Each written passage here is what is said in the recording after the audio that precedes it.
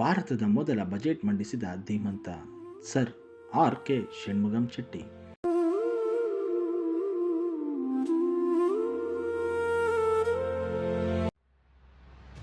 ಗೆಳೆಯರೇ, ಆಗಸ್ಟ್ 15, 1947ರಂದು ನಮ್ಮ ದೇಶಕ್ಕೆ ಸ್ವಾತಂತ್ರ್ಯ ಸಿಕ್ಕಿತು.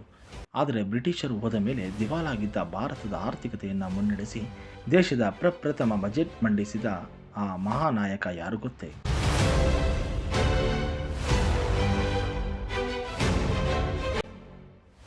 ಅವರೇ ಸರ್ ಆರ್.ಕೆ. ಷಣ್ಮುಗಂ ಚೆಟ್ಟಿ. ಇವರು ಹುಟ್ಟಿದ್ದು ತಮಿಳುನಾಡಿನ ಕೊಯಮತ್ತೂರಿನ ವಾಣಿಯಾ ಚೆಟ್ಟಿಯಾರ್ ಕುಟುಂಬದಲ್ಲಿ. ಅಂದರೆ ನಮ್ಮ ಕರ್ನಾಟಕ ಸಾಂಪ್ರದಾಯಿಕ ಗಾಣಿಗ ಸಮಾಜಕ್ಕೆ ಸೇರಿದ ಹೆಮ್ಮೆಯ ಕುಟುಂಬ ಇವರದು. ಇವರು ಕೇವಲ ರಾಜಕಾರಣಿಯಲ್ಲ, ಲಂಡನ್ನಲ್ಲಿ ಕಾನೂನು ವ್ಯಾಸಂಗ ಮಾಡಿ ಜಾಗತಿಕ ಮಟ್ಟದಲ್ಲಿ ಗುರುತಿಸಿಕೊಂಡಿದ್ದ ಅದ್ಭುತ ಅರ್ಥಶಾಸ್ತ್ರಜ್ಞ. ಇವರ ಬುದ್ಧಿವಂತಿಕೆಯನ್ನು ಕಂಡು ಬ್ರಿಟಿಷ್ ಸರ್ಕಾರವೇ ಇವರಿಗೆ ಸರ್ ಎಂಬ ಅತ್ಯುನ್ನತ ಬಿರುದನ್ನು ನೀಡಿ ಗೌರವಿಸಿತ್ತು. ಸ್ವಾತಂತ್ರ್ಯ ಬಂದ ನಂತರ ಮಹಾತ್ಮ ಗಾಂಧೀಜಿ ಮತ್ತು ನೆಹರು ಅವರ ಆಹ್ವಾನದ ಮೇರೆಗೆ ಇವರು ದೇಶದ ಮೊದಲ ಹಣಕಾಸು ಸಚಿವರಾದರು. ನವೆಂಬರ್ 29, 1947ರಂದು ಇವರು ಸ್ವತಂತ್ರ ಭಾರತದ ಮೊದಲ ಬಜೆಟ್ ಮಂಡಿಸಿದ ಇತಿಹಾಸ ಸೃಷ್ಟಿಸಿದರು.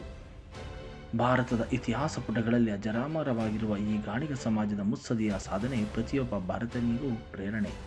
ಈ ಅಪರೂಪದ ಮಾಹಿತಿ ಇಷ್ಟವಾದರೆ ಈಗಲೇ ಲೈಕ್ ಮಾಡಿ ಮತ್ತು ನಿಮ್ಮ ಸ್ನೇಹಿತರೊಂದಿಗೆ ಹಂಚಿಕೊಳ್ಳಿ. ಜೈ ಹಿಂದ್.